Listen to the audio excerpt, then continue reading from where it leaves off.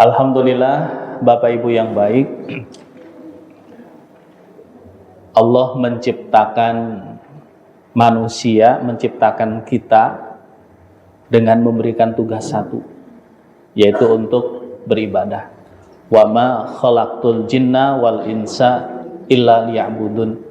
Tidaklah sekali-kali aku ciptakan jin dan manusia kecuali hanya untuk beribadah.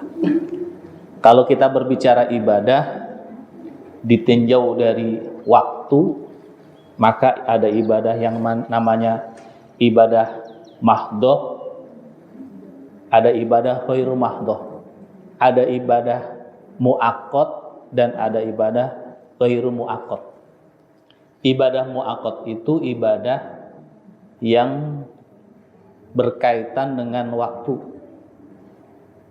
Contohnya apa? Sholat itu ibadah muaqqat. Sekarang sudah selesai kita waktu sholat subuh.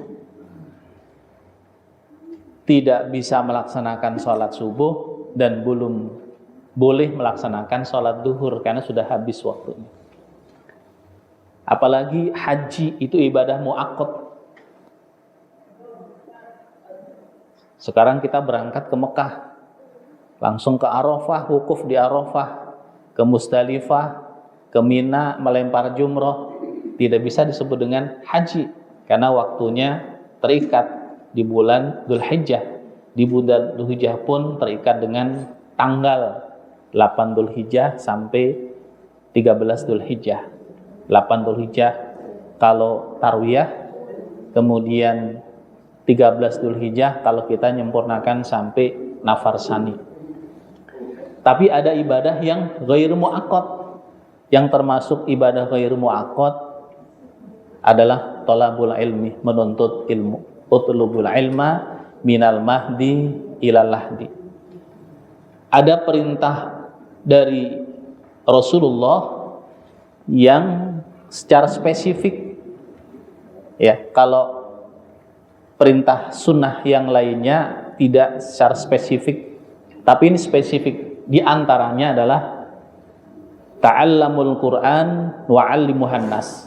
Pelajarilah Al-Qur'an dan ajarkanlah kepada manusia. Jadi belajar Al-Qur'an itu tidak mengenal waktu. Utlubil ilma minal mahdi ilal lahdi. Kapan saja kita punya kewajiban untuk mempelajari Al-Qur'an. Bahkan ditegaskan dalam hadis yang lainnya, khairukum man ta'allamal Qur'an wa 'allamahu. Sebaik-baik kalian adalah orang yang mempelajari Al-Qur'an dan mengamalkannya. Yang kedua, dalam hadis tersebut dilanjutkan, wa ta'allamul fara'id wa 'allimuhan nas fa innahu nisful ilmi fa innahu awwalu ilmin yunza'u min ummati. Pelajarilah ilmu faraid, ilmu mawaris, dan ajarkanlah kepada manusia, karena ilmu mawaris ini setengah daripada ilmu, dan ilmu yang pertama kali akan dicabut dari muka bumi ini. Bagaimana cara Allah mencabut ilmu dari muka bumi ini? Satu, dengan diwafatkannya orang-orang yang dititipi ilmu. Ditegaskan dalam hadis, innallaha la yaqbidul ilma intiza'an yantazi'u min ummati walakin yaqbidul ilma biqabdil ulama. Sesungguhnya Allah tidak mencabut ilmu dari seorang hamba langsung, tapi Allah mencabutnya dengan mewafatkan orang-orang yang dititipi ilmu. Yang kedua, dengan sedikitnya orang yang mempelajari ilmu mawaris. Sedikit yang mempelajarinya. Kalau kita runut dari mulai SD, SMP, SMA, kuliah, jarang kita belajar ilmu tersebut. Bahkan di perguruan tinggi Islam pun tidak secara detail dikajinya, kecuali jurusan syariah dikaji ilmu mawaris ini. Dan kalau di jurusan syariah dikaji ilmu mawaris ini 14 kali pertemuan. Jadi kalau sekarang 1 kali pertemuan, ya ini baru icip-icipnya saja. Karena kalau saya ngajar hukum mawaris itu 14 kali pertemuan mahasiswa. Nah sekarang para profesor, gitu ya. icip-icip poin besarannya saja. Bapak Ibu yang baik, ini landasan hadis tadi. Qala Rasulullah SAW, ya Aba Hurairah ta'allamul farid wa 'almun nas fa innahu nusul 'ilm wa huwa yunsa wa huwa awwalu syai'in yunza'u min ummati. Rasulullah memerintahkan kepada Abu Hurairah secara spesifik, dan sesungguhnya bukan hanya kepada Abu Hurairah tapi kepada kita semuanya untuk mempelajari ilmu mawaris ini. Kenapa? Fa innahu nusul 'ilmi, karena ilmu mawaris ini setengah daripada ilmu. Kita lihat banyak ketika orang tuanya meninggal dunia, anaknya, saudaranya jadi tidak akur gara-gara apa? Warisan. Dulu ketika orang tuanya masih hidup, masih ada, aman-aman saja. Tapi ketika orang tuanya meninggal dunia, ya sudah diperebutkan. Baik yang hartanya banyak maupun hartanya sedikit diperebutkan. Apalagi yang banyak, ya, diperebutkan. Kemudian wahwa yunsa, ilmu mawaris adalah ilmu yang dilupakan. Wa awwalu syai'in yunza'u min ummati, dan ilmu yang pertama kali akan dicabut dari muka bumi ini. Kemudian ditegaskan dalam hadis yang lainnya, aqsimul mala bain ahli fardh ala kulli kitabillah. Bagi olehmu sekalian harta di antara ahli waris berdasarkan Al-Qur'an. Bapak Ibu yang baik, kalau kita baca Al-Qur'an, perintah-perintah Allah yang paling detil adalah perintah untuk membagi harta waris. Kita lihat perintah sholat, ayatnya apa? Aqimus sholah, dirikanlah sholat. Bagaimana cara sholatnya? Tidak kita temukan dalam Al-Quran. Rasul menyampaikan, Shollu kama ra'aitumuni usolli, sholatlah kamu sebagaimana kamu melihat aku sholat. Berarti dijelaskan oleh Rasulullah bagaimana cara sholat yang benar. Perintah zakat, wa atuz zakah, tunaikanlah zakat. Perintah haji, walillahi 'alan nasi hajjul baiti man istata'a ilaihi sabila. Tidak dijelaskan secara detail, ya, bagaimana cara melaksanakan ibadah haji. Di dalam Al-Quran tidak dijelaskan. Tetapi ketika Allah Subhanahu wa ta'ala memerintahkan kepada kita untuk membagi harta waris secara spesifik, dijelaskan dalam Al-Quran dari mulai surat An-Nisa ayat yang ke-6, 7, 8, 9, 10, 11 sampai ke-14, itu hubungan dengan harta waris. Ayat yang tadi dibaca, yusikumullahu fi auladikum lidzakari mislu hadzil unsayain fa in kunna nisaan fawqa sanataini falahunna thulutsa ma tarak, yang tadi dibaca oleh ibu kita, ya. Itu ayat yang ke-11. 11 satu ayat sudah panjang. Ayat 12-nya juga panjang. Jadi ayatnya panjang-panjang berkaitan masalah warisan. Siapa yang mendapatkan setengah, siapa yang mendapatkan sepertiga, seperempat, seperenam, seperdelapan, 2/3, semua ada dalam Al-Quran. Siapa yang berhak mendapatkan, siapa yang tidak berhak mendapatkan, ada dalam Al-Quran. Jadi lebih detail di dalam Al-Quranul Karim. Nah, Bapak Ibu yang baik, kita langsung, ya. Ketika keluarga kita meninggal dunia, paling tidak ada 4 langkah yang harus kita lakukan. Jadi di yang fotokopian ini melengkapi saja, karena kalau ditulis semuanya itu satu buku, ya. Jadi PowerPoint ini melengkapi dari yang ada dalam kertas yang sudah dibagikan. Ada 4 langkah yang harus kita lakukan. Langkah yang pertama adalah memenuhi hak mewaris. Yang pertama apa? Memenuhi hak mewaris. Langkah yang kedua adalah menetapkan ahli waris yang berhak mendapatkan warisan. Jadi Bapak Ibu mungkin cukup menyimak saja yang ada dalam kertas, itu melengkapi PowerPoint saja, ya, karena terlalu banyak, jadi khulasohnya di situ. Satu apa? Memenuhi hak mewaris. Langkah yang kedua adalah menetapkan ahli waris yang berhak mendapatkan warisan. Langkah yang ketiga adalah menetapkan harta waris. Langkah yang keempat adalah membagi harta waris sesuai dengan hukum Allah. Masuk langkah yang pertama, ya, yaitu menetapkan ataupun memenuhi hak mewaris. Siapa mewaris? Mewaris itu orang yang meninggal dunia. Itu namanya mewaris. Orang tua kita meninggal dunia, berarti orang tua kita namanya mewaris, orang yang mewariskan. Nah, almarhum, almarhumah, orang tua kita punya hak terhadap harta yang ditinggalkan. Hak yang pertama adalah biaya dari mulai pengurusan selama sakit sampai meninggal dunia, sampai proses pemakaman, sampai selesai, harus diselesaikan terlebih dahulu. Kalau selama di rumah sakit misalkan biayanya itu di cover ataupun dibayarkan oleh salah satu ahli warisnya, harus ditanya. Misalkan anak yang paling besar, ya, yang mengcover seluruh biaya tersebut, ditanya, Kak ataupun A, biaya kemarin selama ibu dirawat di rumah sakit sampai selesai proses pemakaman, AA yang kemarin keluarkan, apakah ini sedekah AA atau ini talangan terlebih dahulu?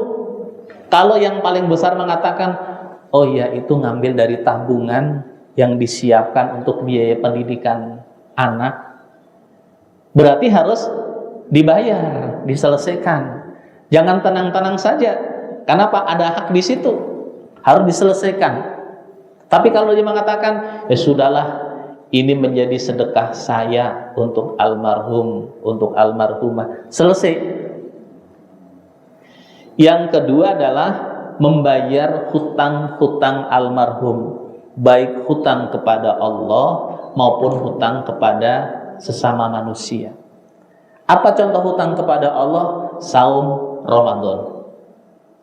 Ketika bulan Ramadan almarhum tidak melaksanakan saum karena udzur syar'i, karena sakit bisa jadi, maka harus dibayar terlebih dahulu dengan dua cara. Satu, boleh diqadha oleh ahli warisnya.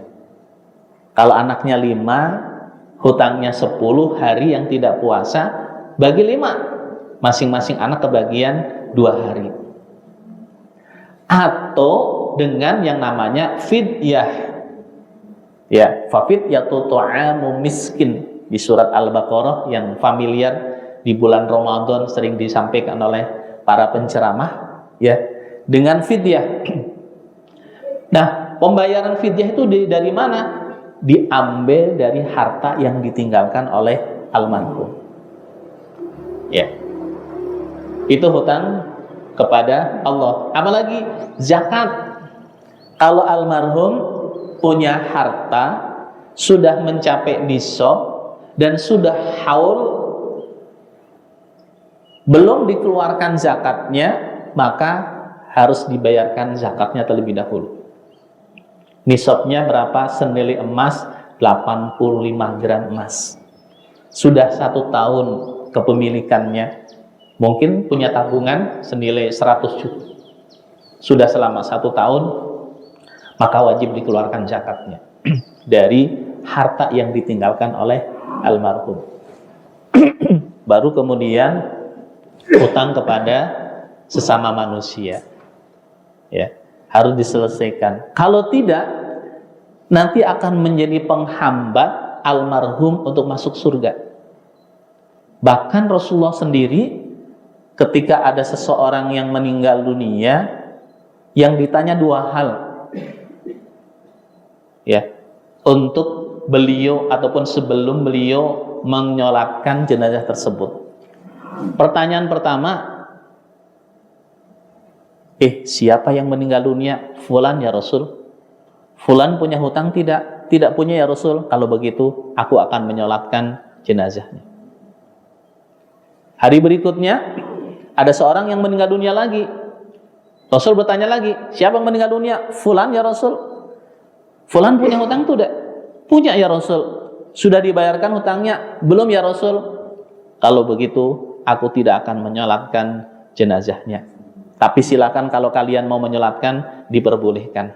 Rasul tidak mau menyolatkan, tapi Rasul tidak melarang ya sahabat-sahabat yang lainnya untuk menyolatkan jenazahnya. Tiba-tiba ada seorang sahabat yang angkat tangan, ya Rasul, izin ya Rasul, apa? Saya yang akan menanggung hutang almarhum. Benar kamu akan menanggung hutangnya? Ya benar ya Rasul, saya sudah ketemu dengan keluarganya dan saya siap menanggung hutang beliau. Baik kalau begitu aku akan menyolatkan jenazahnya. Makanya hutang hati-hati ya, karena ini menjadi penghambat untuk masuk surga. Kalau dibawa mati kemudian ahli warisnya tidak menjalankan, tidak melunasi hutang-hutangnya, nanti di akhirat tuh barter antara hutang dengan pahala. Pahala dia diambil oleh orang yang dihutangi, dosa orang yang dihutangi dipindahkan kepada yang hutang. Yang tadinya bisa jadi tidak punya dosa zina, tidak punya dosa minum-minuman keras dan lain sebagainya, dosa ini dipindahkan ke sini. Na'udzubillah min dzalik. Itulah yang disebut dengan orang yang muflis, orang yang pailit, orang yang bangkrut. Jadi kewajiban kita ataupun hak almarhum terhadap harta yang ditinggalkan adalah hutang-hutangnya, ya. Kemudian yang berikutnya adalah melaksanakan wasiat sepanjang wasiatnya itu tidak bertentangan dengan hukum. Wasiat itu ada yang wajib dilaksanakan, ada yang sunnah dilaksanakan, ada yang mubah dilaksanakan, ada yang haram dilaksanakan. Yang wajib yang seperti apa? Wasiat yang tidak bertentangan dengan hukum. Yang kedua, wasiat yang tidak menjadi beban bagi penerima wasiat. Contoh, nak sini nak, nanti kalau bapak meninggal dunia, itu di bank ada tabungan bapak, ada 1 miliar, ambil 10 juta, kasihkan ke Ustadz Fahrudin. Enak amat kasihkan Ustadz Fahrudin. Maksudnya titipkan, kasihkan ke Ustadz Fahrudin untuk pembebasan lahan pesantren Darut Tauhid. Nah, kan begitu ya, belum selesai ya. Enak amat Ustadz Fahrudin dapat 10 juta. Itu wajib. Kenapa? Uangnya ada, tinggal ngambil. Ya, dan tidak menjadi beban si penerima wasiat. Itu wajib. Tapi ada yang sunnah. Sini nak, alhamdulillah ibu selama ini setiap bulan ya infak ke masjid untuk kegiatan-kegiatan masjid 500.000. Nanti kalau ibu meninggal dunia, apa yang ibu lakukan selama ini kalian lanjutkannya. Ibunya hanya mewasiatkan supaya melanjutkan, tapi uangnya dari mana? Dari masing-masing, dari anak-anaknya. Nah, yang seperti ini kalau anak-anaknya mampu ya diberikan kelapangan rezeki, sunnah untuk dilaksanakan. Karena apa? Wasiat kebaikan. Tapi kalau tidak mampu, jangan dipaksakan. Ini kan wasiat dari ibu, harus setiap bulan 500.000. Masalah untuk bayar SPP anak saja masih belum ada. Beras di dapur juga tinggal 1 gelas. Telur di kulkas hanya penunggu kulkas saja 1. Memang 1 itu tidak pernah diambil supaya ada penunggunya 1 telur kan begitu. Sayuran juga sudah pada kosong semuanya. bela-belain wasiat ibu. Ada yang berprioritas yaitu untuk keluarga. Jadi dilaksanakan ketika istito'a, mampu. Nah, kalau tidak, jangan dipaksakan. Mubah. Yang haram adalah ketika wasiatnya itu bertentangan dengan hukum. Nah, itu rumah di pinggir jalan sana itu strategis. Kalau dipakai untuk jualan minuman keras kayaknya laku deh. Tahu nggak minuman keras itu apa? Es batu kan gitu. Itu minuman keras. Jadi minuman yang memabukkan maka haram untuk dilaksanakan. Termasuk yang banyak dilakukan wasiat kepada ahli waris kaitannya dengan pembagian harta waris. Misalkan begini, nak, nanti kalau bapak meninggal dunia, harta yang bapak tinggalkan kalian bagi sama ya, laki-laki dengan perempuan. Ini bertentangan dengan Al-Quran, ayatnya tadi yang dibacakan, yusikumullahu fi auladikum lidzakari mislu hadzil unsayain. Allah mewasiatkan kepada kalian terhadap anak-anak kalian bagian laki-laki 2 kali bagian perempuan. Kata orang Timur Tengah bilang sepikul sak gendongan. Jawa Timur dan Jawa Tengah maksudnya. Kata orang Jawa bilang itu sepikul sak gendongan. Yang namanya sepikul 2, mikul depan belakang, gendong 1. Ya. Kecuali gendong, manggul, ngindit, gitu. Jadi banyak. Jadi tidak boleh berwasiat. Paling mengusulkan, menasihati, nak, kalian yang laki-laki pada sukses secara dunia ya. Tapi ada adik kalian perempuan yang kondisinya ekonominya terbatas karena suaminya habis di PHK. Kemudian punya hutang banyak ya. Tolong nanti saat bagi waris kalian mendapatkan haknya masing-masing. Setelah itu upayakan kalian bantu adik-adikmu yang perempuan. Itu bukan wasiat, tapi nasihat. Kalau wasiat harus dilaksanakan, tapi kalau nasihat mau dilaksanakan baik, kalau tidak dilaksanakan ya tidak berdosa. Makanya kalau di pengadilan ketika ada sampai disertifikatkan, kenotariskan, pembagiannya itu disamakan. Ketika di pengadilan tidak akan berlaku juga itu walaupun sudah dinotariskan. Paling polanya begini, ketika sudah kumpul oleh hakim ditanya, Asep punya hak waris dari almarhum 100 juta. Apakah Asep akan menerima seluruhnya 100 juta ataupun akan menghibahkan sebagian hak Asep untuk adikmu perempuan? Kalau Asep mengatakan, ya sudah, saya ambil 90 juta, yang 10 juta saya sedekahkan untuk adik saya yang perempuan. Berarti Asep dapatnya berapa? 90 juta. Kenapa yang 10 juta kasihkan ke adiknya? Asep. Anak yang kedua namanya Usep. Asep, Usep. Usep punya hak 100 juta. Apakah Usep mau menerima semuanya ataupun Usep mau mensedekahkan kepada adik perempuan dan nilainya berapa? Kata Usep, ya sudah, saya terima 85 juta. Yang 15 juta saya sedekahkan untuk adik saya yang perempuan. Berarti adik perempuan sudah dapat berapa? 25 juta hari sedekahnya.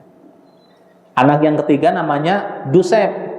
Asep, Usep, Dusep. Memang kalau Sep, tiga-tiganya datang, kan gitu. Dusep, Sep punya hak 100 juta. Apakah akan diterima semuanya ataupun mau mensedekahkan sebagian hak Dusep untuk adikmu perempuan? Kata Dusep, saya sekarang butuh uang itu rumah sudah pada bocor. Kelihatannya mohon maaf dengan terpaksa saya harus menerima 100 juta. Nah, masa menerima 100 juta dengan terpaksa kan gitu. Berarti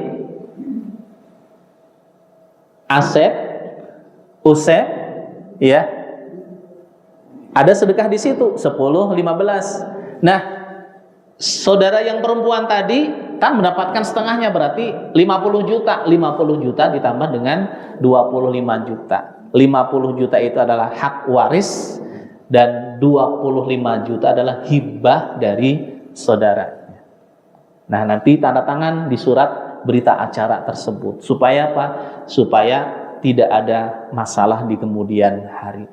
Polanya seperti itu, tidak langsung dibagi sama, tidak. Bisa jadi nanti saudara perempuan ini dapatnya lebih banyak daripada yang laki-laki. Kenapa? Anak laki-lakinya hibahnya besar-besar.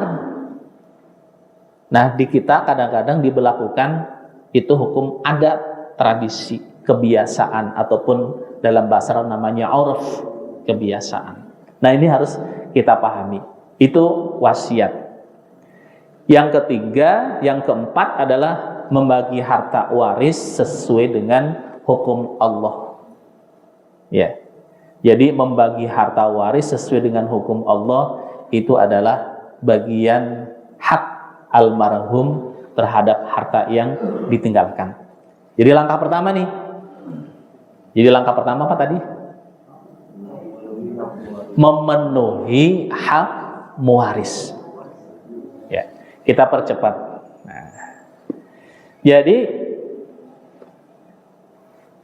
syarat pembagian harta waris, satu, telah meninggalnya pemilik harta waris ataupun mewaris. Jadi tidak bisa ngundang tetangga, Bapak Ibu besok diminta untuk datang ke rumah kami, ya, kami akan bagi waris. Tanya saja, Bu, yang meninggal siapa? Nah, gitu. Saya, kan Ibu masih hidup. Jadi kalau masih hidup namanya hibah. Proses perpindahan harta dari seseorang ke orang lain dengan berbagai macam cara. Ketika masih hidup namanya hibah. Nah, hibah menurut undang-undang adalah menyerahkan harta yang dimilikinya kepada orang lain, ya. Setelah diserahkan, maka orang yang menyerahkan tadi tidak intervensi terhadap harta yang sudah diserahkan. Jadi kalau misalkan ini nanti kalau ibu meninggal dunia untuk kamu, ya, itu bukan hibah.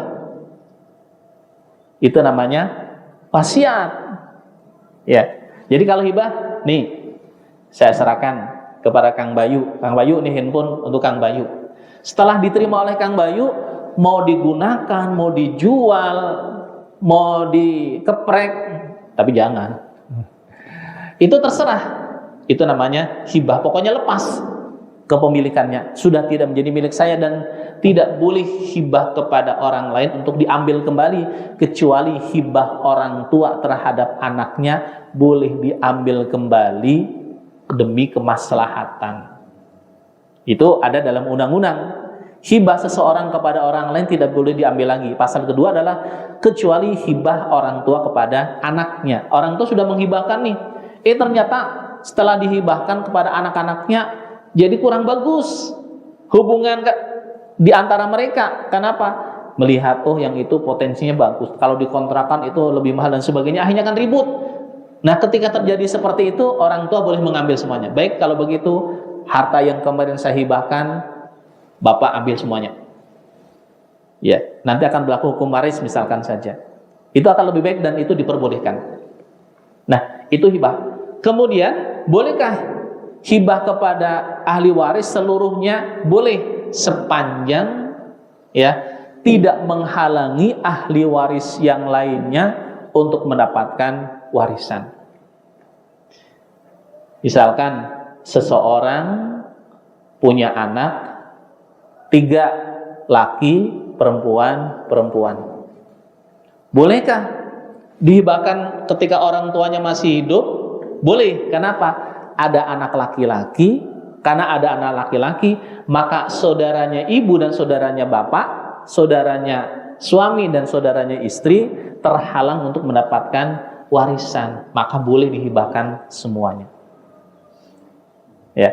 Tapi kalau anaknya semuanya perempuan, punya anak dua-duanya perempuan, maka tidak boleh dihibahkan 100%. Kenapa? Ada hak ahli waris yang lain terhadap harta tersebut. Nah, anak perempuan 2 orang ini maksimal berapa? 2/3 dari seluruh harta yang ditinggalkan. Ya, ayatnya tadi yang dibaca. Yusikumullahu fi auladikum lidzakari mislu hadzil unsain fa in kunna nisaan fawqa snataini falahunna sulusa ma tarak.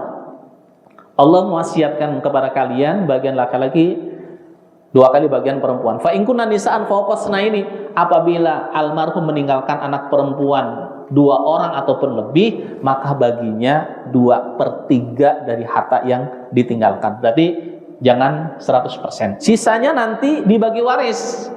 Apakah anak perempuan ini dapat lagi? Dapat. Dulu dapat melalui hibah, ketika orang tuanya meninggal dunia dapat melalui warisan. 2/3. Setelah itu dibagi kepada ahli waris yang lainnya, saudaranya. Kalau yang meninggal bapak, berarti saudaranya bapak mendapatkan warisan. Kalau yang meninggal ibu, maka saudaranya ibu mendapatkan warisan. Jadi yang menghalangi saudara untuk mendapatkan warisan itu 2. Satu adalah anak laki-laki. Jadi kalau ada anak laki-laki, maka tertutup saudaranya ibu, saudaranya bapak, saudaranya suami, saudaranya istri untuk dapat warisan. Yang kedua adalah bapak. Bapaknya mayit masih ada. Kalau bapaknya mayit masih ada, ya, maka saudaranya suami, saudaranya istri nggak dapat warisan. Jadi penghalang. Ya. Kemudian yang kedua adalah wasiat kepada ahli waris. Boleh nggak wasiat kepada ahli waris? Wasiat kepada ahli waris yang berkaitan dengan pembagian harta waris itu tidak diperbolehkan. Kenapa? Pembagiannya itu sudah diatur di dalam Al-Quran. Yang tadi contohnya, nanti kalau bapak meninggal dunia, harta yang bapak tinggalkan kalian bagi sama ya, itu tidak boleh dilaksanakan. Kenapa? Bertentangan dengan Al-Quran, bertentangan dengan hadis, bertentangan dengan undang-undang kompilasi hukum Islam. Polanya bagaimana? Seperti tadi, bagi sesuai dengan hukum Allah, masing-masing sudah mendapatkan. Setelah itu tanya aja, mau hibah, mau ngasih nggak ke saudara yang perempuan? Kalau mau ngasih, berapa nilainya? Tetapkan di situ. Rasul mengatakan la wasiyata liwarisin, tidak ada wasiat kepada ahli waris berkaitan dengan pembagian harta waris. Jadi mohon maaf semua, saya sampaikan landasan hadis dan Al-Qur'annya supaya memperkuat. Ya, jadi kalau saya ceritakan saja tidak ada landasannya kan, Ustaz itu ada dasarnya, enggak ada. Semua yang sampaikan tadi, maka saya sebutkan ayat Al-Qur'annya, saya sebutkan hadis-hadisnya, saya sebutkan undang-undangnya supaya menjadi landasan bagi kita bahwa yang disampaikan itu mengacu kepada Al-Quran, hadis, dan undang-undang yang ada di negara kita, kompilasi hukum Islam. Jadi telah meninggalnya pemilik harta warisan, kemudian masih hidupnya ahli waris. Nah, muncul nanti pertanyaan, bagaimana kalau di antara ahli waris ada yang meninggal duluan? Apakah anaknya ataupun cucunya berhak mendapatkan warisan ataupun tidak? Kalau kita mengacu kepada landasan ini, definisi ahli waris adalah orang yang masih hidup pada saat yang mewariskan meninggal dunia. Berarti kalau berdasarkan definisi tadi, ahli waris yang meninggal duluan, anaknya tidak berhak mendapatkan warisan. Kalau kita mengacu definisi ini. Kalau kita mengacu kepada ayat Al-Quran surat An-Nisa ayat yang ke-8, Allah menyampaikan wa idza hadaral qismata ulul qurba wal yatama wal masakin farzuquhum minhu. Jadi ketika kita membagi harta waris, di situ ada ulul qurba, kerabat dekat yang terhalang untuk mendapatkan warisan, maka farzuquhum minhu, berikanlah sekedarnya. Dapat tapi nilainya tergantung kesepakatan ahli waris. Yang penting patokannya apa? Tidak lebih dari 1/3 dari total harta yang ditinggalkan. Rambu-rambunya itu tidak lebih dari 1/3, itu disebutkan dalam hadis dan juga dalam kompilasi hukum Islam. Ya, tidak lebih dari 1/3.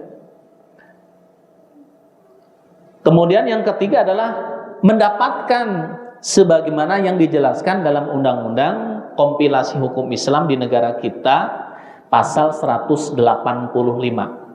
Di sana judulnya adalah ahli waris pengganti. Jadi ahli waris yang meninggal duluan, di dalam undang-undang tersebut disebutkan ahli waris yang meninggal duluan kedudukannya dapat digantikan oleh ahli waris berikutnya, dalam kurung anaknya.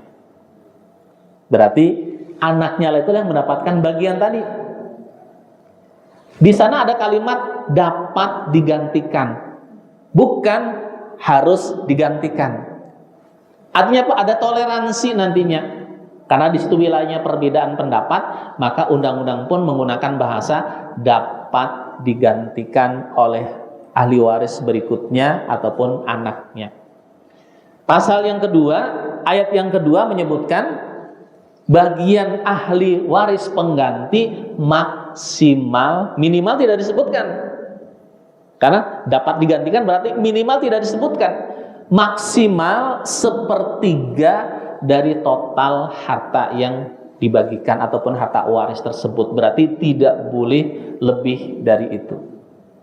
Tidak boleh lebih dari hak yang seharusnya didapatkan oleh ahli waris tersebut.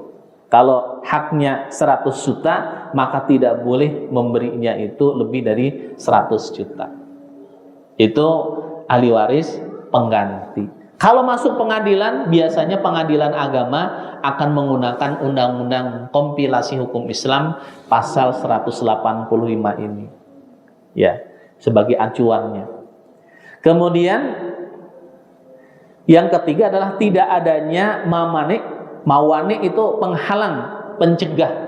Misalkan begini, seseorang memang dia menjadi ahli waris, tapi dia tidak akan mendapatkan warisan. Karena apa? Ada sesuatu yang menjadi penghalang. Misalkan non-muslim, orang tuanya muslim, anaknya yang ada yang non-muslim. Nah, anak yang non-muslim ini tidak berhak mendapatkan warisan. Ya, itu namanya mawani ataupun pencegah. Ataupun pembunuh, anak membunuh orang tuanya, anak membunuh bapaknya, maka anak ini tidak akan mendapatkan warisan dari bapaknya. Lanjut, sebab-sebab mendapatkan warisan. Satu, karena perkawinan. Jadi selama statusnya suami istri, maka saling mewariskan.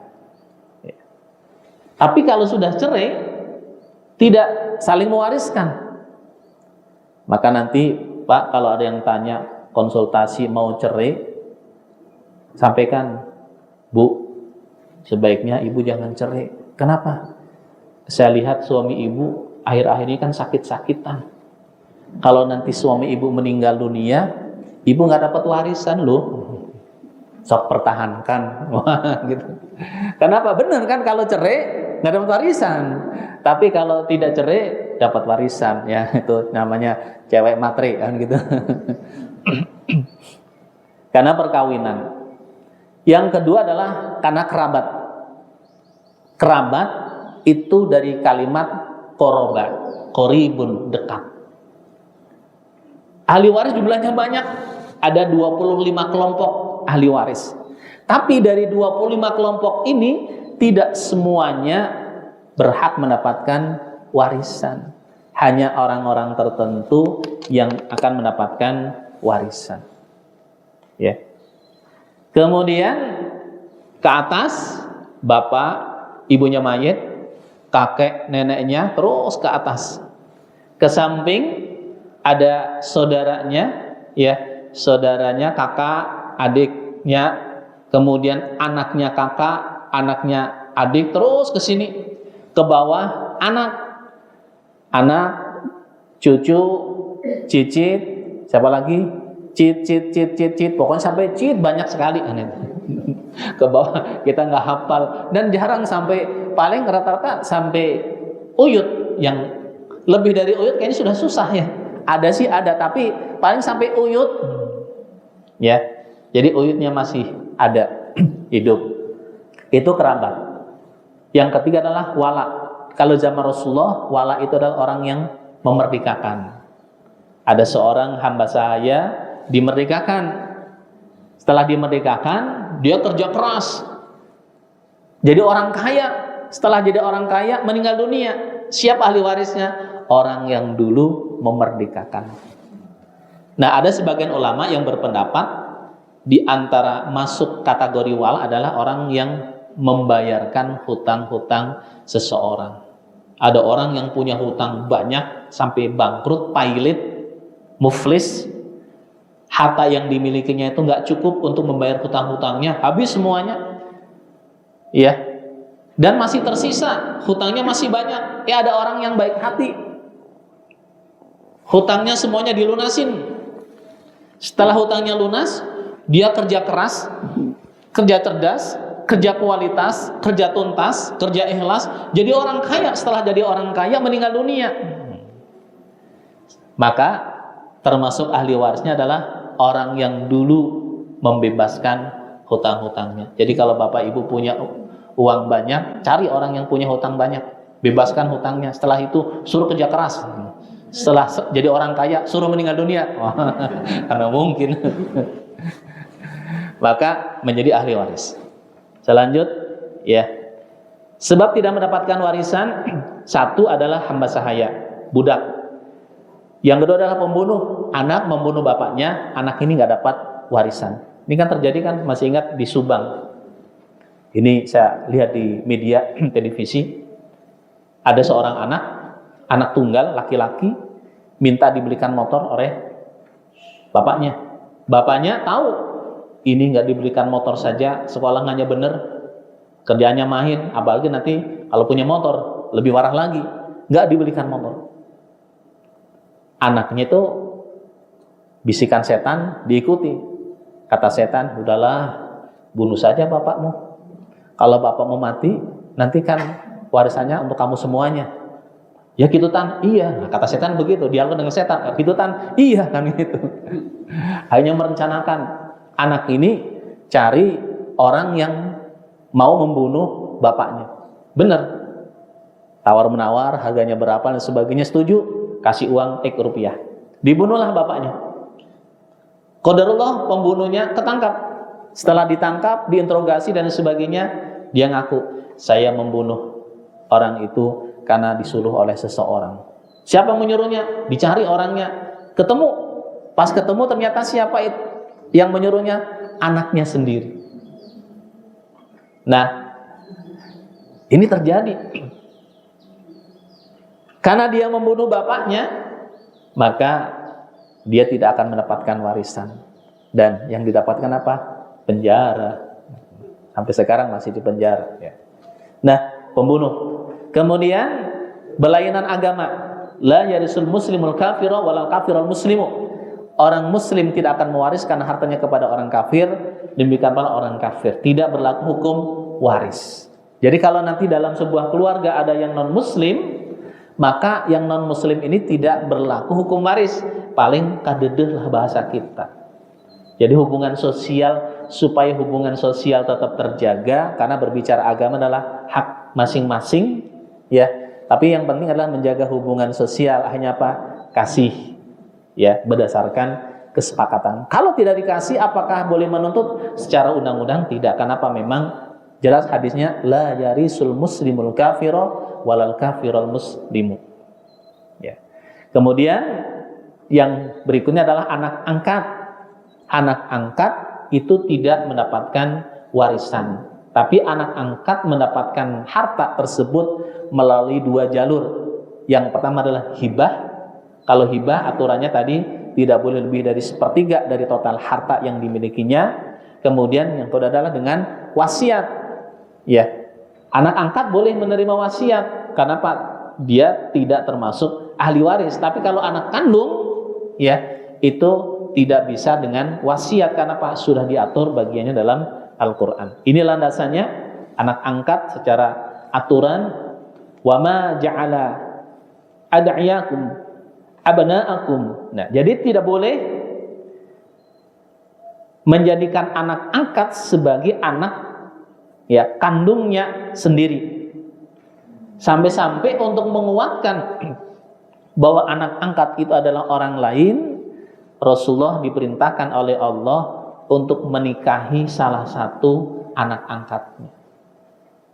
Jadi Rasulullah diperintahkan untuk menikahi salah satu anak angkatnya. Kenapa? Ketika ayat turun, ya,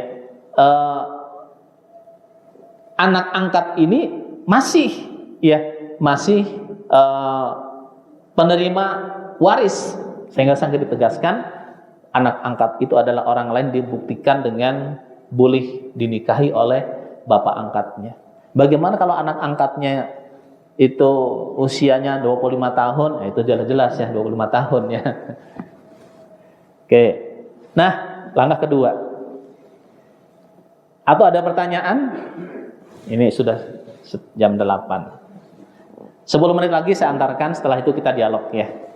Langkah yang kedua adalah menetapkan ahli waris. Menetapkan ahli waris yang berhak mendapatkan warisan.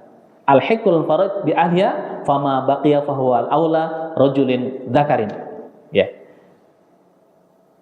Ini ahli waris ada yang mendapatkan setengah, sepertiga, seperempat, seperenam, seperdelapan, dan 2/3. Dalam makalah sudah ada ya. Siapa yang mendapatkan ataupun furudul muqaddar, ada zawil furud ya. Jadi fikih muwaris dalam babnya zawil furud adalah bagian yang sudah ditentukan jumlahnya untuk waris pada harta peninggalan, baik dengan masih ya maupun dengan ijma' ya. Jadi ada ketetapan Al-Qur'an dan ijma' ketetapan ulama. Ada yang memang di sana ada ketetapan ijma' seperti tadi, ahli waris pengganti itu adalah ketetapannya ijma' para ulama. Makanya dituangkan dalam undang-undang dan menggunakan bahasa yang bukannya sifatnya qat'i, pasti, tapi sifatnya dzanniyun dilalatihi. Makanya kedudukannya dapat digantikan, bukan kedudukannya harus digantikan. Bahasa undang-undangnya begitu. Kenapa? Konteksnya adalah ijma' ulama, kesepakatan ulama, bukan nas Al-Qur'anul Karim. Nah, siapa yang termasuk ahli waris? Ini al-wirasatu minan nisa, istri, anak perempuan, saudara sekandung, saudara seayah, saudara seibu, kemudian ada cucu perempuan dari anak laki-laki, ya. Kemudian ibu, nenek dari bapak, nenek dari ibu, ya. Kemudian ada yang memerdekakan. Kalau semuanya ada, maka yang mendapatkan hanya 3. 1 istri, 2 adalah anak perempuan, kemudian yang ketiga adalah ibu. Yang lain belum tentu dapat, tergantung nanti ahli waris yang lainnya ada ataupun tidak. Tetapi kalau kelompok perempuan ini, istri, anak perempuan, ibu akan selalu mendapatkan warisan. Kemudian kelompok yang laki-laki, ya, ada anak laki-laki, cucu laki-laki, ayah, cucu laki-laki dapat kalau anak laki-laki tidak ada. Jadi penggantinya anak laki-laki adalah cucu laki-laki. Nanti pengganti sebagai asobahnya pun demikian, ya. Kemudian kakek dari ayah, saudara laki-laki sekandung, saudara laki-laki seibu, ya, saudara sebapak, anak laki-laki, saudara laki-laki kandung, ya. Anak laki-laki, saudara laki-laki sebapak, paman sekandung, paman sebapak, anak paman sekandung, anak paman sebapak, dan yang berikutnya adalah suami, terakhir adalah laki-laki ataupun perempuan yang memerdekakan. Kalau ini semuanya ada, yang dapat 1 adalah anak laki-laki, 2 adalah ayah, 3 adalah suami. Kalau digabungkan semuanya, ayah ibunya mayit, anak laki-laki dan perempuan, suami ataupun istri. Kenapa suami ataupun istri? Karena yang satu meninggal dunia. Kalau yang meninggal suami, berarti yang ahli warisnya apa? Istri. Kalau yang meninggalnya istri, berarti ahli warisnya adalah laki-laki. Jadi yang merah-merah ini ya yang pasti akan mendapatkan warisan, kecuali tadi karena membunuh kemudian pindah agama, itu terkecuali. Itu menjadi mawani, menjadi penghalang untuk mendapatkan warisan. Nah, ini ahli waris yang meninggal duluan yang tadi sampaikan, tidak akan saya bahas sampai detail, ininya saja. Kemudian langkah berikutnya adalah langkah ketiga, menetapkan harta waris. Jadi mana yang termasuk harta waris dan mana termasuk bukan harta waris. Satu, harta bawaan sebelum menikah, itu namanya harta waris. Jadi A menikah dengan B. Sebelum A menikah dengan B, A itu sudah punya rumah, punya kendaraan, punya sawah dan lain sebagainya. Kemudian menikah dengan B. Setelah menikah dengan B, ada penambahan aset, misalkan beli sawah lagi, beli rumah lagi, beli tanah lagi. Nah, tanah, rumah, sawah yang didapatkan setelah pernikahan itu tidak 100% menjadi harta waris. Setengahnya menjadi harta gono gini. Ini kelihatannya yang membuat istilah itu orang Jawa.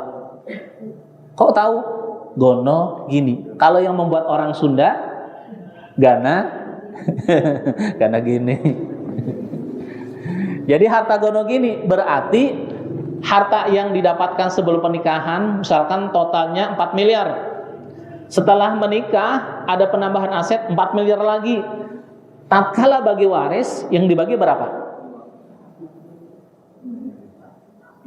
4 ditambah 2 miliar. Karena yang 2 miliar adalah menjadi harta gono gini. Yang 4 miliar itu menjadi harta waris. Ditambah dengan setengahnya harta yang didapatkan bersama, itu harta gono gini. Berarti setengahnya diambil. Kalau misalkan yang meninggal suami sebelum menikah dengan ibu ini, ya sudah punya rumah, tanah, sawah dan sebagainya, ya. Dan statusnya itu adalah harta yang belum dihibahkan kepada keluarganya, kepada anak-anaknya. Kan ada yang kemudian dihibahkan kepada anak-anaknya sudah selesai. Kemudian menikah dapat tambahan aset 4 miliar. Nah, suami meninggal dunia, 4 miliar harta bawaan ditambah setengah dari penambahan aset jadikan 1. Berarti 4 ditambah 2 miliar. Harta yang dibagi waris adalah 6 miliar. Kebayang ya? Harta yang dibagi waris adalah 6 miliar. Nanti dibagi waris. Misalkan ahli warisnya siapa? Ada ibunya mayit, kemudian ada istri dan 2 anak, laki dan perempuan. Istri mendapatkan 1/8. Ya, sebelum dibagi waris, istri mendapatkan setengah terlebih dahulu, berarti istri mendapatkan 2 miliar. Setelah itu, istri mendapat tambahan dari harta waris 1/8 kali 6 miliar. Kemudian ibunya mayit mendapatkan 1/6 dari 6 miliar. Setelah diambil 1/6 dan 1/8, sisanya dibagi 3. Kenapa dibagi 3? Anak laki-laki mendapatkan 2 bagian, anak perempuan mendapatkan 1 bagian. Kebayang? Yang paling gampang, kalau pertemuan berikutnya ibu bawa uang 1 miliar ke sini, nah, langsung dibagi, itu selesai kan itu. Gampang hitungannya. Saya ulang lagi ya, ini contoh poin yang keempat. Jadi langsung contoh poin keempat. Ketika seorang suami istri menikah, kemudian sebelum menikah suami sudah punya aset 4 miliar. Menikahlah dengan ibu ini. Setelah menikah dengan ibu ini ada penambahan aset 4 miliar. Berarti total ada 8 miliar. Nah, kita pisahkan mana aset bawaan, mana aset yang tambahan. Aset yang tambahan tadi, penambahan nilai dari mulai pernikahan sampai meninggal dunia, dibagi 2 terlebih dahulu. Kasihkan ke istri. Kalau 4 miliar berarti istri dapat 2 miliar terlebih dahulu. Setelah diambil 2 miliar, sisanya kan tinggal 2 miliar. yang 2 miliar digabungkan dengan harta bawaan yang 4 miliar tadi, berarti total ada 6 miliar. Jadi total harta yang dibagi waris ada 6 miliar. Nah, setelah itu bagi waris, istri selain mendapatkan 2 miliar masih ditambah dengan 1/8 kali 6 miliar. Ya. Kemudian ibunya mayit masih hidup. Ibunya mayit mendapatkan berapa? 1/6. Dasarnya apa? Tadi ayat yang akan dibaca. Wali abawaihi likulli wahidin minhuma sudus in kana lahu waladun. Tadi ayatnya kita baca. Dan bagi ibu bapaknya masing-masing mendapatkan 1/6 dari harta yang ditinggalkan. Jadi istri mendapatkan 1/8 kali 6 miliar, ibunya mayit mendapatkan 1/6 kali 6 miliar. Setelah diambil 1/6 dan 1/8, sisanya dibagi 3.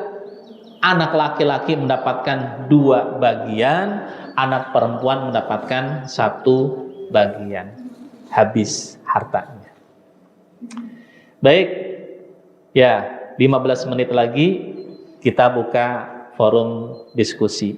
Ya, silakan, ada yang ditanyakan? Tidak kan? Alhamdulillah, terima kasih, nggak ada yang tanya, luar biasa. Oh ada, silakan Ibu. Pertama, kapan harta waris dibagi dan kapan harta waris diserahkan? Ada dibagi, ada diserahkan. Harta waris dibagi ketika 3 hal itu sudah dilakukan. Biaya pengurusan, dari mulai sakit sampai meninggal dunia, sudah selesai. Yang kedua adalah hutang almarhum, kalau punya hutang sudah diselesaikan. Yang ketiga adalah wasiat almarhum, sepanjang wasiatnya itu tidak bertentangan dengan hukum dan berwasiat, maka laksanakan. Kalau sudah tiga-tiganya ini sudah selesai ataupun bahkan tidak ada, bisa jadi, maka harta waris dibagi. Kapan harta waris diserahkan? Al-Quran menyebutkan hatta idza balaghu, ketika ahli waris sudah bisa mengelola, mengurus harta yang ditinggalkan. Nah, di kita kan suka diengke-engke karena ibu masih ada, padahal ibadah yang paling disukai oleh Allah adalah ibadah yang sesegera mungkin dilakukan. Tapi kasihan mama, kenapa harus kasihan? Toh hanya dibagi, belum tentu harus diserahkan hari itu. Dibagi, A punya hak berapa, B punya hak berapa, C punya hak berapa. Buatlah berita acara pembagian harta waris dan hak masing-masing berdasarkan persentase. Karena pakai persentase, maka apapun nanti dieksekusi, dijual, haknya tidak akan berubah. Kenapa? Berdasarkan persentase. Hari ini bisa jadi nilai rumah lakunya 1 miliar. Kalau 1 miliar, anaknya dua-duanya perempuan, 2/3 dari 1 miliar. Diserahkannya 10 tahun yang akan datang, rumahnya itu sudah 2 miliar, berarti 2/3 kali 2 miliar. Kalimat 2/3, 1/3, 1/6 kan tidak pernah berubah sampai hari kiamat, kan itu ada dalam Al-Quran. Yang berubah adalah nilai jual aset tersebut. Tapi dituangkan dalam berita acara tersebut bahwa A mendapatkan sekian persen dari aset, B sekian, C sekian, dan sebagainya. Setelah itu jelas ada, baru di poin bawah seluruh ahli waris sepakat. 1, selama ibu masih hidup, maka rumah peninggalan almarhum bapak tetap digunakan oleh ibu. 2, kebutuhan untuk perawatan rumah tersebut menjadi tanggung jawab bersama. 3, dan sebagainya dibuat seperti itu. Supaya apa? Kita dapat pahala. Dan orang tua kita sudah selesai, almarhum sudah selesai menyerahkan harta yang ditinggalkan kepada kita. Kenapa? Kalau tidak, nanti di akhirat antara orang tua dengan anak itu akan saling menuntut. Ya, makanya bagi waris itu bagian cara ibadah kita kepada Allah Subhanahu wa taala. Bagi saja teh, dibagi buat berita acara dan kesepakatan-kesepakatan ahli waris seperti apa dituangkan di situ. Kenapa ini perlu? Karena kita tidak tahu kapan kita meninggal dunia. Nih, yang hadir di masjid ini nggak tahu. Bisa jadi Bapak Ibu duluan, saya belakangan. Ataupun saya belakangan, Bapak Ibu duluan, kan gitu. Kematian dirahasiakan oleh Allah, waktunya, tempatnya, dan caranya. Makanya ketika ada ladang ibadah, lakukan. Mohon maaf, saya lebih dari 200 orang yang saya bantu penyelesaian masalah waris. Hampir tiap hari ini sudah ada 2 orang yang ribut masalah warisan, pengen ketemu besok hari Senin, datang ke kantor minta bantu dijelaskan. Dan rata-rata apa? Menunda-nunda pembagian harta waris. Ini ketika anak-anak ini masih ada, nggak masalah.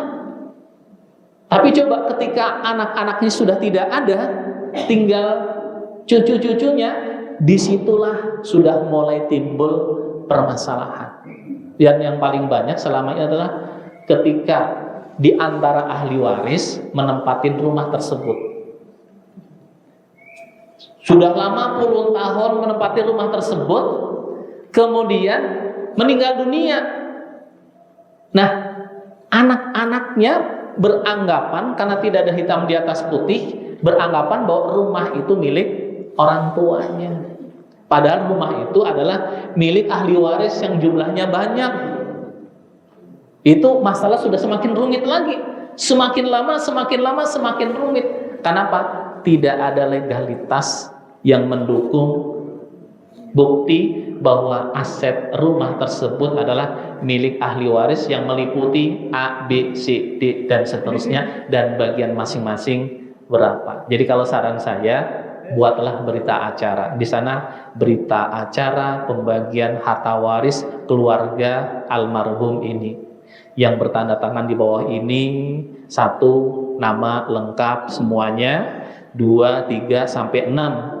Nama-nama tersebut di atas adalah ahli waris yang sah dari almarhum. Siapa dijelaskan di situ. Almarhum memiliki aset meliputi A, B, C, dan sebagainya. Ditulis di situ berita acaranya. Nanti seluruh ahli waris tanda tangan di bawah. Tanda tangan ini, berita acara ini yang akan menguatkan ketika nanti ini semua sudah meninggal dunia, tinggal ahli waris berikutnya. Ini loh, orang tua kami juga menjadi ahli waris dan punya hak dari rumah yang digunakan oleh sebagian ahli waris yang lain. Itu saran saya begitu. Ya. Bagaimana kalau yang meninggal saudara, ketika saudara meninggal dunia, siapa ahli warisnya? Orang tuanya dan juga saudara-saudaranya. Yang diwariskan apa? Yang berharga. Lalu sarung, celana, baju, nanti tinggal ditanya saja kira-kira siapa yang bisa memanfaatkan. Karena kalau misalkan dipaksakan juga belum tentu manfaat. Karena yang meninggal saudaranya perempuan, bajunya baju perempuan. Bapak mau mendapatkan baju perempuan? Kan nggak mau juga gitu. Jadi nanti ditanya, oh ini ada baju yang bagus, siapa yang bisa memanfaatkan baju ini? Silakan boleh diambil. Motor, mobil, itu mungkin bisa dibagi waris. Siapa ahli warisnya? Orang tuanya dan juga saudara-saudaranya. Allah alam bisawab. Satu lagi dari kelompok bapak-bapak, mangga. Oh, mangga. Jadi ahli waris pengganti itu siapa? Kalau dalam undang-undang disebutkan anaknya. Jadi ada spesifik ketika seseorang meninggal duluan, maka kedudukannya dapat digantikan oleh ahli waris pengganti, ataupun dalam kurung adalah anaknya. Apalagi kalau sudah menikah lagi. Ya, nanti anaknya akan, kalau anaknya ada 2, dua-duanya laki-laki, tinggal dibagi 2. Kalau anaknya ada 3, laki, perempuan, berarti dibagi 4. Yang laki-laki dapat 2 bagian, perempuan dapat 1 bagian. Berlaku hukum waris. Istri karena sudah menikah lagi, ya itu oleh suami yang baru yang akan memberikan nanti ketika meninggal dunia. Kemudian yang kedua kaitannya dengan apa tadi? Dengan Perjanjian. Iya. Iya. Ketika menyebutkan spesifik masjidnya, maka harus ke masjid tersebut. Tapi kalau bahasnya adalah nanti sekian persen dihibahkan ataupun diwakafkan ke masjid, tidak disebutkan masjid mana saja, berarti boleh ke masjid mana saja yang lebih membutuhkan dan lebih bisa dimakmurkan nilai manfaatnya oleh banyak orang. Kan ada masjid yang kondisinya itu kurang begitu makmur. Kan seseorang yang bersedekah, berwakaf ke masjid itu akan mendapatkan nilai tambahannya adalah ketika masjid itu makmur. Nih, karpet ini digunakan untuk beribadah kepada Allah, pakai ngaji, silaturahim, maka orang yang berwakaf karpet ini pahalanya terus mengalir. Jadi orang berwakaf itu dapat pahala dua. Satu, pahala wakaf, walaupun bangunan aset yang diserahkan itu belum dipakai untuk apa-apa, dapat pahala wakaf. Yang kedua adalah ketika aset tersebut dipakai untuk beribadah, dapat lagi. Semakin mesinnya semakin makmur, maka orang yang berwakaf pahala semakin banyak. Ini Masjid Al-Akhlaq makmur 24 jam lah kan itu dipakai untuk beribadah kepada Allah, ya, pakai sholat berjamaah, silaturahim, thalabul ilmi, dan kegiatan-kegiatan yang lainnya, anak-anak ngaji. Berarti orang yang wakaf masjid ini pahalanya terus mengalir, ya, karena banyak orang yang mendapatkan manfaat dari masjid ini. Alhamdulillah jam 8.30. Terima kasih. Oh, satu lagi. Baik. Waalaikumsalam warahmatullahi wabarakatuh. Pertama, benar bahwa orang tua kita dulu tidak memperhatikan legalitas.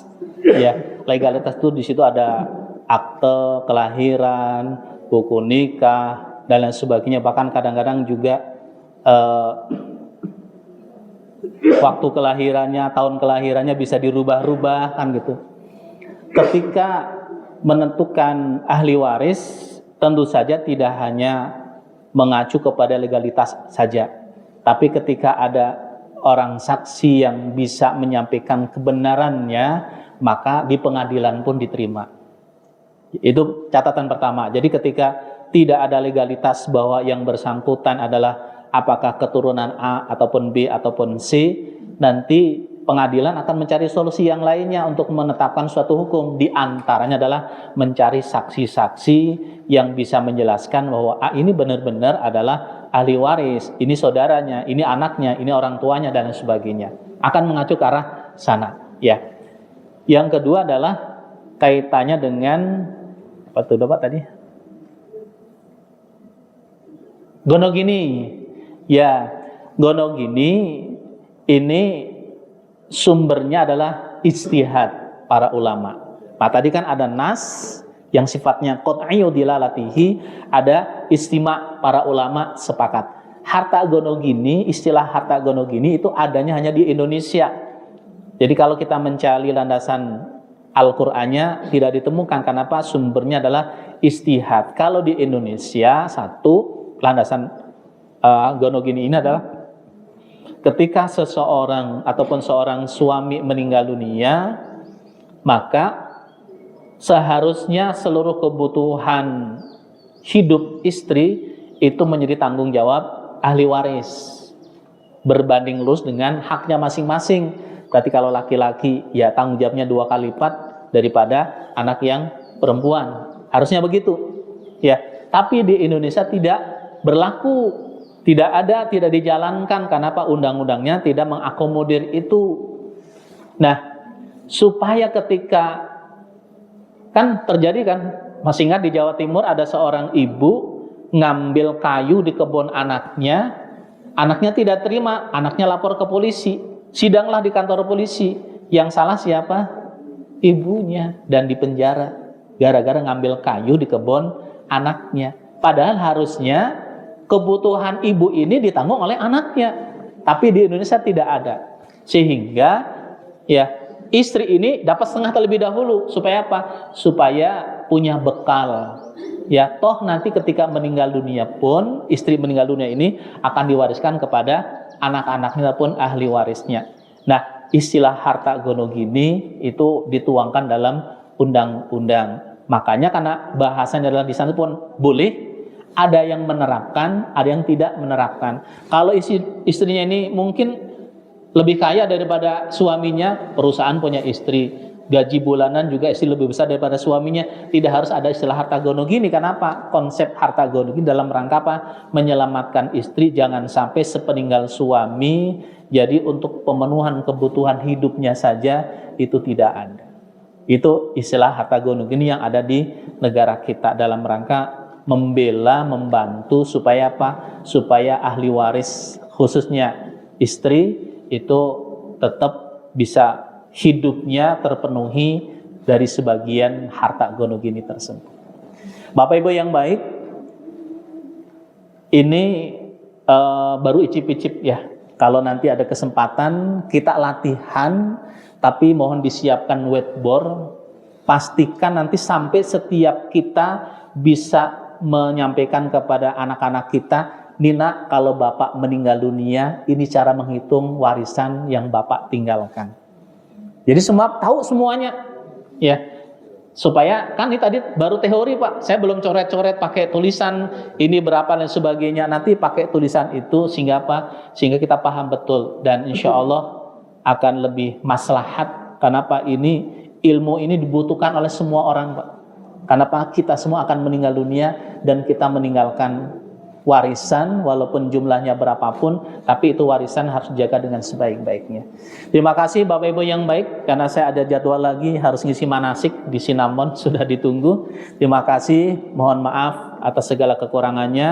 Mudah-mudahan Allah membimbing kita sehingga amanah harta yang ditinggalkan oleh orang tua kita bisa kita jaga dengan sebaik-baiknya. Terima kasih, mohon maaf. Assalamualaikum warahmatullahi wabarakatuh.